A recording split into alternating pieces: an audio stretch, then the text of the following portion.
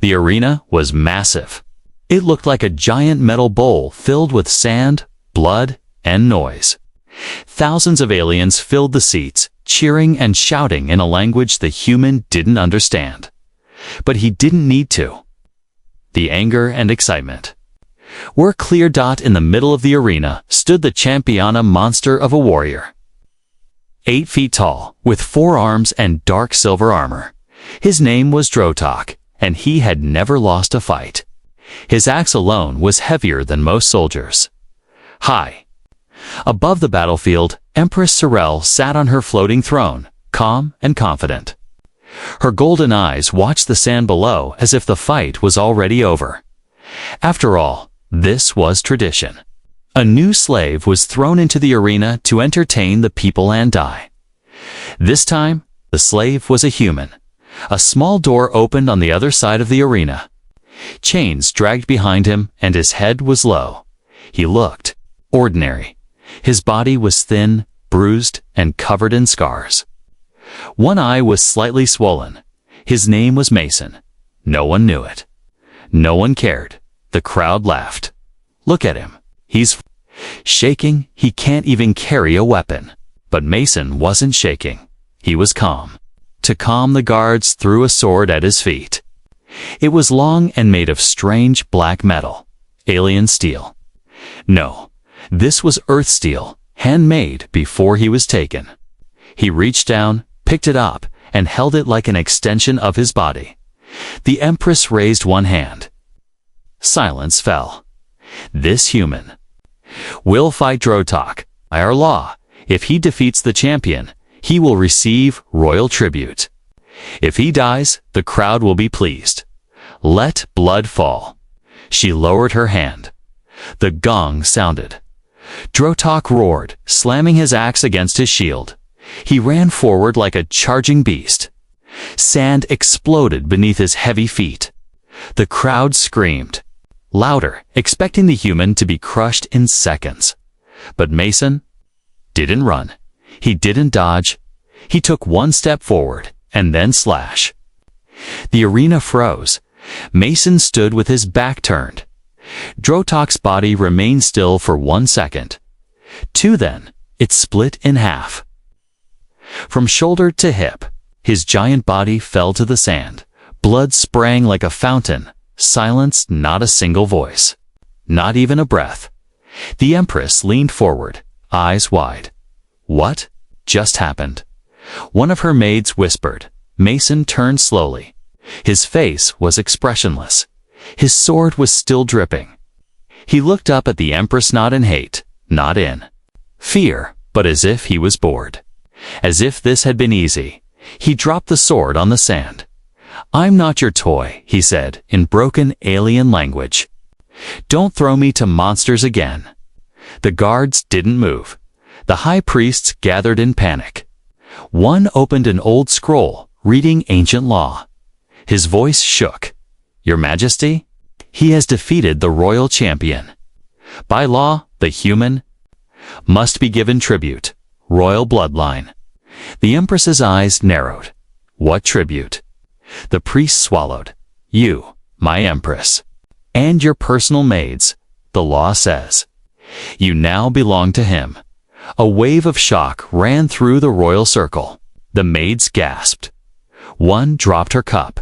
Another stepped back in fear. Empress Sorel gripped the side of her throne. This is madness. She whispered, but the law was clear. The arena had chosen.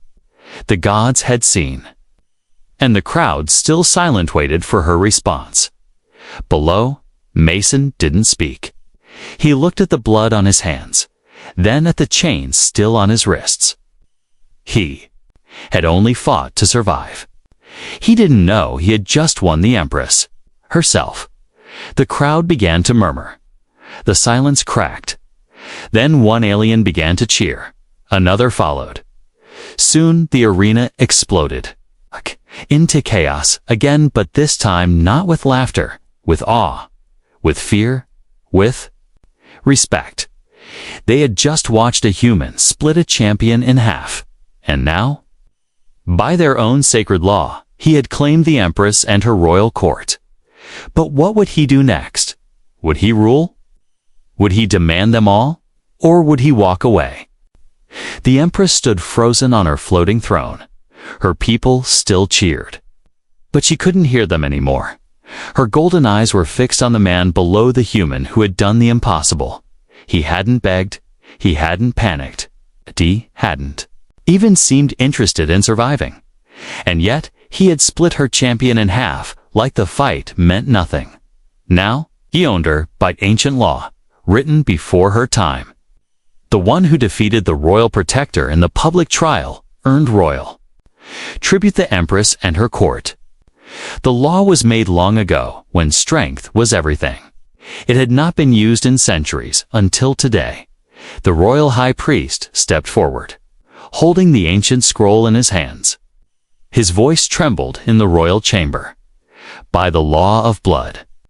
Trial, the human known as Mason, is now the rightful holder of the royal bond. The Empress and her 3 personal maids must surrender to him. One of the maids gasped. Another's face turned red with shame. The youngest, barely of age by alien standards, held her head low. This is an insult. One of the nobles shouted. He's just a human. Your Majesty overruled this law. But the Empress raised her hand. Her face was unreadable. The law is older than I am, she said quietly. We cannot break it without breaking the throne. She looked down at Mason, still standing quietly in the arena. His head was tilted back, his eyes meeting hers, but not demanding, not cruel, not hungry. He looked tired. Bring him to the royal chamber, she commanded. Later, in the golden halls of the palace, Mason stood, surrounded by tall, alien guards. His wrists were still bound in chains, though no one dared touch him. He had already proved what he could do. The Empress entered the chamber, her long silver dress flowing behind her. Her crown of black steel glittered in the soft light. Her 3 maids followed, dressed in formal court robes, one with red eyes full of hate. One hiding behind a fan, and one watching Mason with quiet curiosity. He said nothing. She stared at him for a long moment. Then, slowly, she stepped forward. I don't know what you are, she said softly. But you've broken something today. Mason met her eyes. I didn't ask for you. You didn't refuse either, she replied sharply. He looked away. I didn't know the rules. The Empress sighed. You do now. So tell me, what do you want? Mason thought for a moment. Then he looked at his chains. I want these off. The Empress nodded. A guard stepped forward and unlocked the cuffs. They clattered to the floor like dead snakes. Mason rolled his wrists, then looked up. I don't want your throne. I don't want your empire. I don't want your women. That made the red-eyed maid scoff. Then what do you want? Then what do you want? The Empress asked again. I want peace. I want food. I want to sleep without waking up afraid. The chamber went quiet. The Empress blinked. You only want peace. Mason nodded. I'm tired of war. She studied him. This man had split Drotok in half with one strike. He could have taken power, forced them to kneel. But instead, he asked for rest. He was dangerous not because of his sword, but because of his heart. You will be treated with honor, she said finally. But you are still owed. He repeated. The law binds me and my court to you. Until the bond is completed, we cannot belong to another. You own us, all of us. Mason's eyes darkened. I don't want slaves. You don't get to choose the law, human. He looked at the 3 maids. The youngest, with violet skin and silver eyes, looked away quickly. The second one, the proud red-eyed one, stared at him like he was a disease. The third smiled behind her fan, hiding something in her gaze. You will be assigned quarters, the Empress continued. You will be protected. But know this: our bond is more than tradition. It is spiritual. If you reject it, our people will see it as an insult." He crossed his arms. "Then what am I supposed to do? Spend time with us, know us, decide later?" He frowned. "Is that a trap?" The Empress smirked. "Just a little, maybe." That night, Mason was shown to a large suite filled with alien luxury. Cushions floated. Water glowed in fountains. The food was strange, but warm. And for the first time in months, he slept without chains, but he didn't sleep well. He dreamed of the arena, the blood, of Drotok's body split in half, and of golden eyes watching him from above, not with fear, but with something deeper, something dangerous. Mason sat on the edge of a floating bed made of smooth crystal and soft light. He had never seen a room like this before, too quiet, too clean. The walls shimmered gently, glowing in colors that moved like water.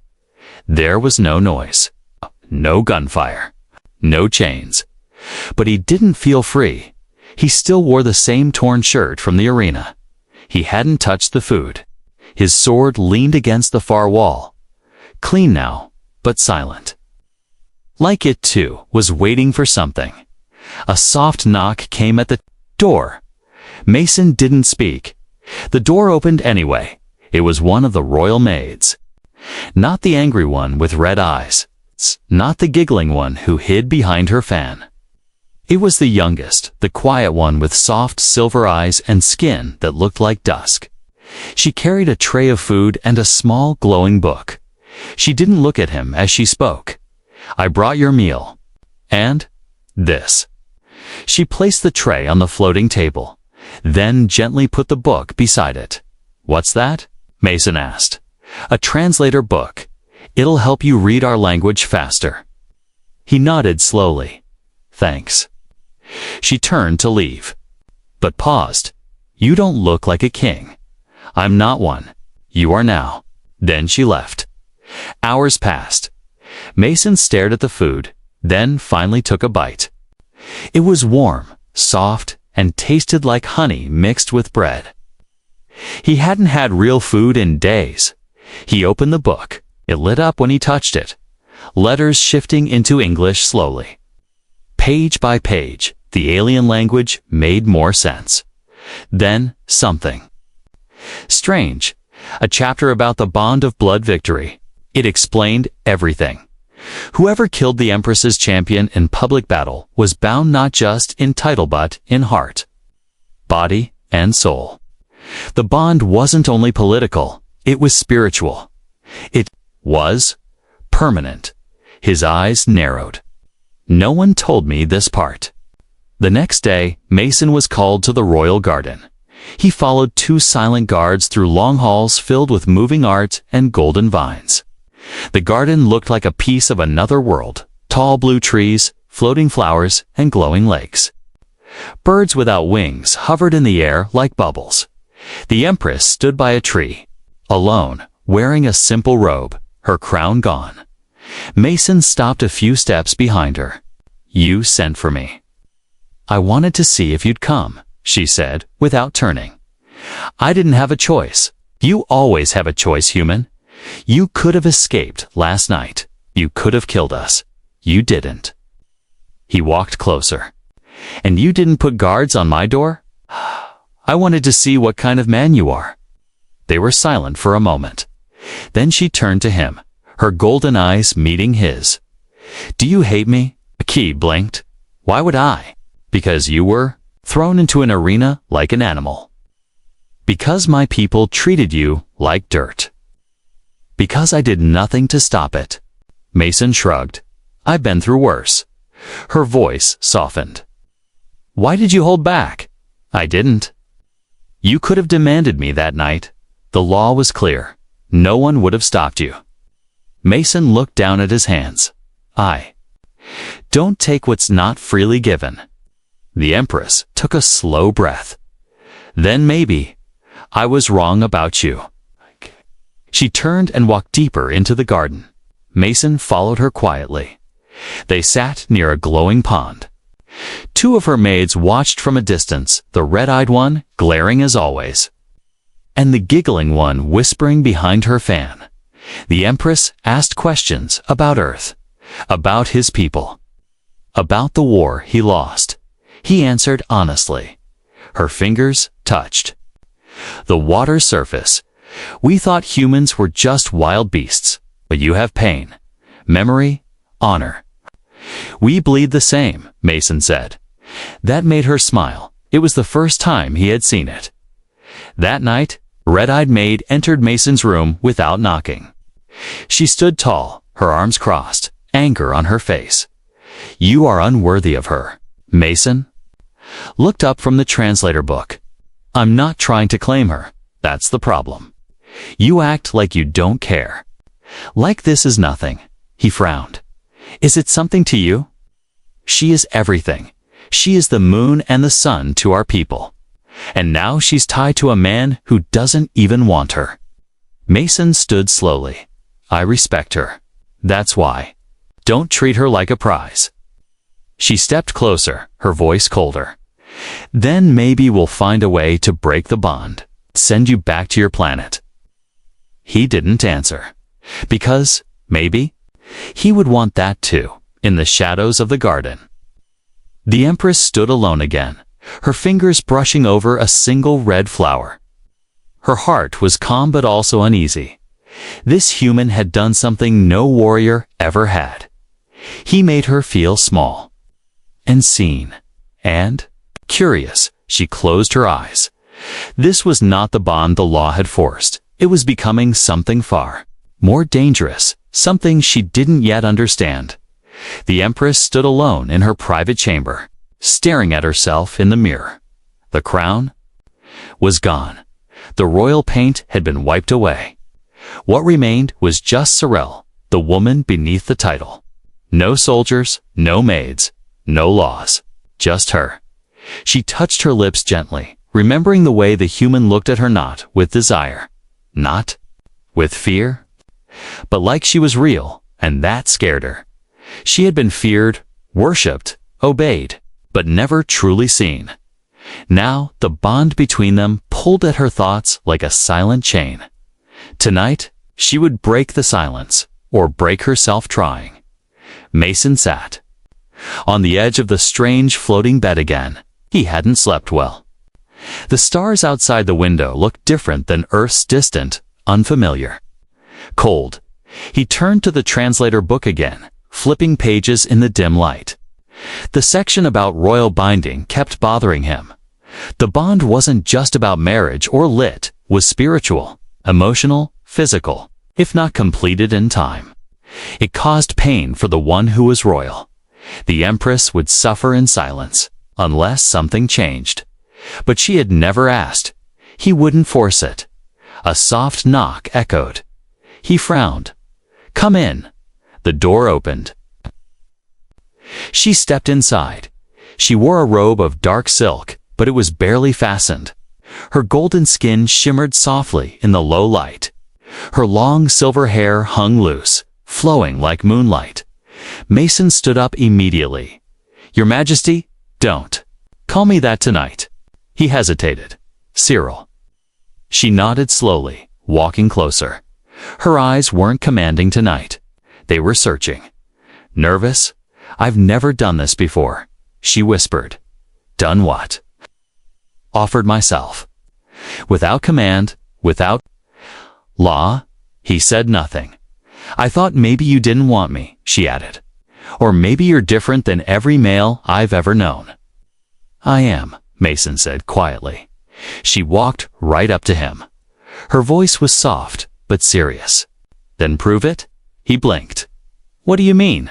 Prove you don't want me for power? Prove you don't desire me just because you won me? Refuse me? Right now. She dropped her robe. Mason stepped back, stunned. She was beautiful there. Was no denying that, but that wasn't the point. She was trembling, even as she stood tall and proud. He didn't look away. But he didn't move forward either.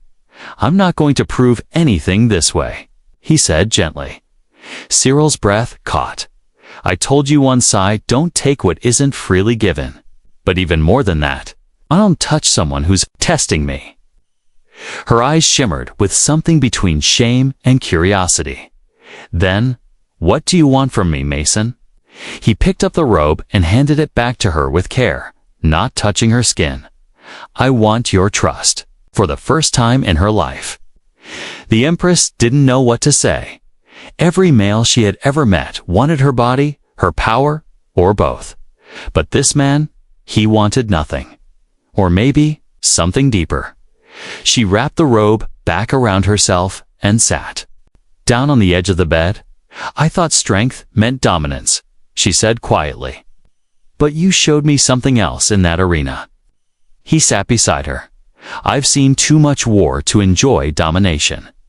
I fight to survive. I rest to heal. You're healing now. I'm trying. She nodded slowly. And me? Am I part of that healing, or a scar waiting to happen? He looked at her, truly looked. You haven't decided who you are yet, but you're not a scar. That night, they didn't touch. They didn't kiss. They just sat there, in silence, two people tied by fate and blood and land something. Slowly growing between them, not desire, not power, but understanding, and, maybe even, something like peace. Outside the chamber, in the dark hallways of the palace, the red-eyed maid stood listening near the door. She had expected moans or laughter or cries of pleasure. Instead, she heard silence, and that made her even more angry. He's turning her weak, she hissed. Behind her, a figure in a black cloak nodded. Then we act soon. The Empress's bond is not complete. If he disappears now, the law will break. And she returned to us, the maid whispered. Stronger than ever. The figure handed her a small vial of green liquid. Drop is enough. She smiled coldly. Tomorrow night then? In the garden the next day, Cyril stood barefoot among the glowing flowers. Mason walked beside her, more relaxed than before. You never told me why you agreed to this law. He said. She sighed. Because if I had broken it, my throne would crumble. You cared that much about being queen? I care about protecting my people. He nodded. Even if they don't care about you. She smiled sadly. That's the burden of a crown. But somewhere in the palace, the maid prepared the poisoned wine, and she would serve it herself, because if Mason lived, the Empress would never be hers again. The palace looked beautiful in the sunlight, glowing with gold and green vines that shimmered across the high ceilings. Alien birds sang softly in the gardens. To an outsider, it would look like paradise. But Mason could feel something was wrong. The stairs were colder. The guards didn't salute. Even the air felt different, thicker, heavier. It started after his quiet night with the Empress. They hadn't touched, but something deeper had happened. They had shared silence, trust, and understanding. And that scared people more than anything else. In the great dining hall, a feast had been prepared in Mason's honor. Long tables filled with glowing fruit, strange meats, and spiced drinks stretched across the marble floor. The Empress sat at the head of the table, her expression calm but alert. Mason sat beside her, wearing dark alien robes instead of his old human shirt. He still wore no crown, no jewels. He didn't want them. He wanted peace.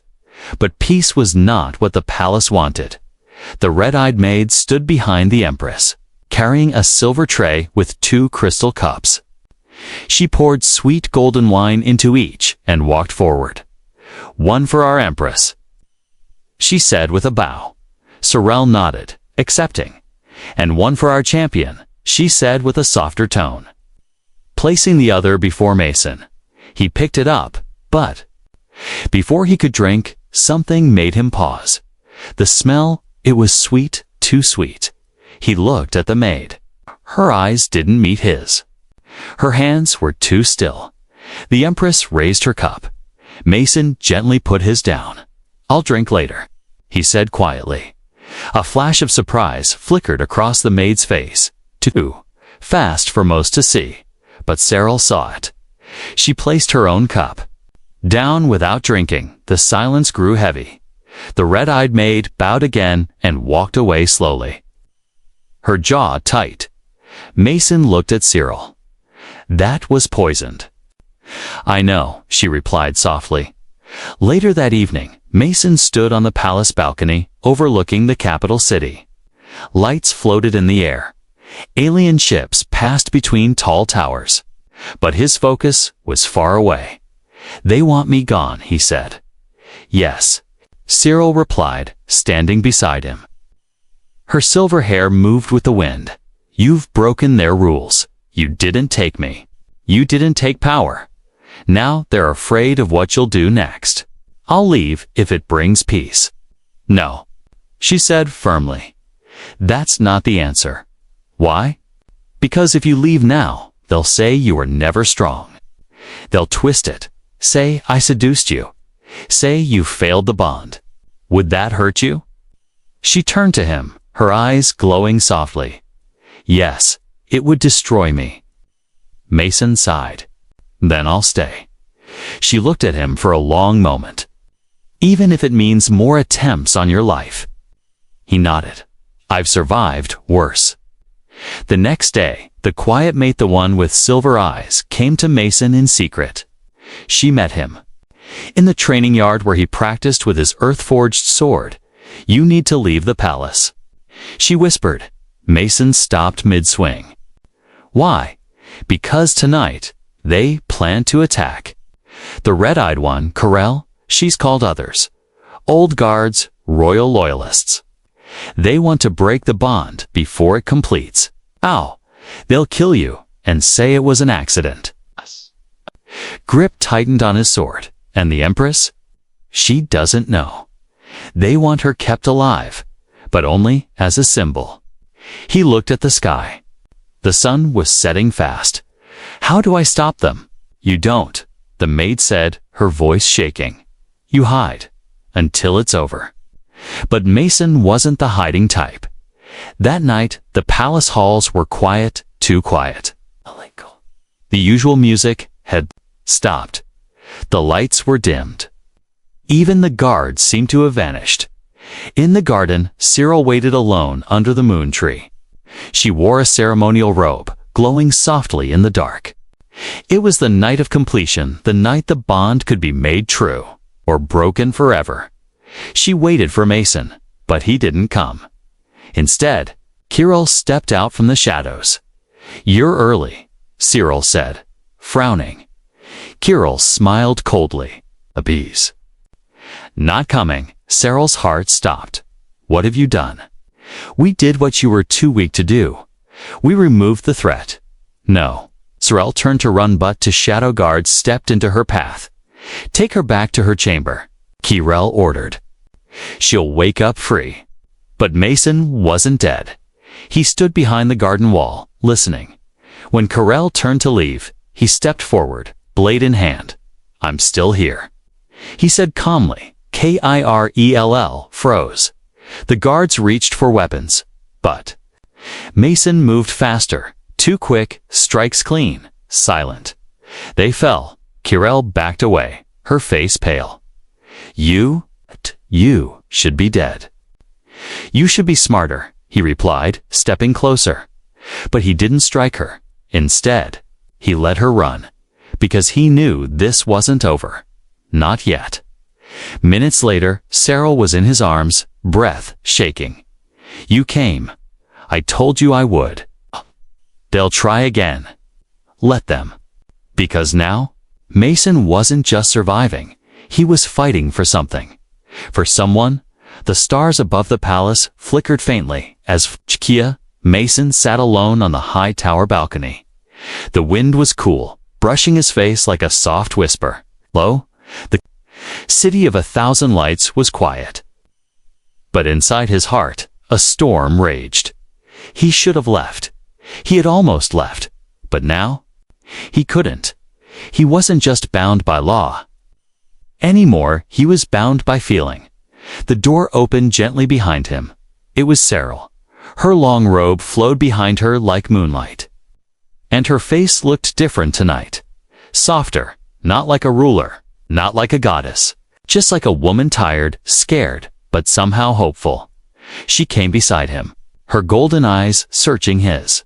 "You're still bleeding," she said. He looked at his shoulder, where a blade had grazed him during the ambush. "It's not deep. You should rest." "I can't." She sat beside him. "Neither can I." A moment of silence passed between them. Then Mason spoke. "Why are you still here?" She looked at him. "Because I never wanted to be anywhere else." For the first time, Mason told her everything about the Earth War. About the last transmission he had received before being captured, his sister's voice, crying for help. The station had been falling. He had never heard from them again. "I lost everything," he said, staring at the stars. "Then I landed here, and suddenly I was being forced to fight again. I was tired, Cyril, so tired." She reached out and gently touched his hand. "You're not fighting alone anymore." Just then, the door burst open. It was the quiet, silver-eyed maid, breathless. A message came from space. "It's human." Mason stood so fast his chair scraped the floor. "Where?" "The Royal Come Room." It came through one of the old signal bands. We didn't even know it still worked. Cyril didn't speak. She saw the look in his eyes. Hope. Real hope. The room was filled with a soft humming sound as the screen flickered. Then, a face appeared. Human, tired. Dirty, but alive. "Anyone, please. This is Commander Julia Mason. If my brother is out there, Mason. If you're alive, we're on Sigma 9. There's still a few hundred of us. We're holding on. Don't give up." Mason fell to his knees. His sister was alive. He covered his face with his hands, the emotion hitting him like a wave. Cyril placed a hand on his shoulder. "I have a ship," she whispered. "We can get you there." That night, Mason stared out at the sky from his chamber. His heart was torn. He had dreamed of this moment for so long. A chance to go home. A chance to be with his own people again. But now, when that moment had come, why did it feel so painful? Cyril didn't sleep either. She stood alone in the garden, touching the moon petals gently. She knew what was coming. He would leave. He should leave. He had a family. A real one. And what was she to him? A forced bond? A broken empire? A woman bound to a man by an ancient law? She whispered to the wind, "I won't stop him, even if it breaks me." The next morning, the royal shuttle was prepared. The entire palace watched in silence. Mason stood near the open ramp, his sword on his back, the Earth signal chip in his pocket. He looked around one last time. The three maids stood behind the Empress. Even Kirel, the red-eyed one who once tried to poison him, looked unsure now, but Cyril didn't move. She just nodded. "Go," she said, her voice calm. "Your people need you." Mason stepped forward, stopped. "I'll come back." She smiled. But it was sad. "You don't have to. I want to." The door began to close, but just before it did, Mason stepped back out. Everyone gasped. Even Cyril froze. He walked straight up to her. "I was looking for home all this time," he said. And then I realized.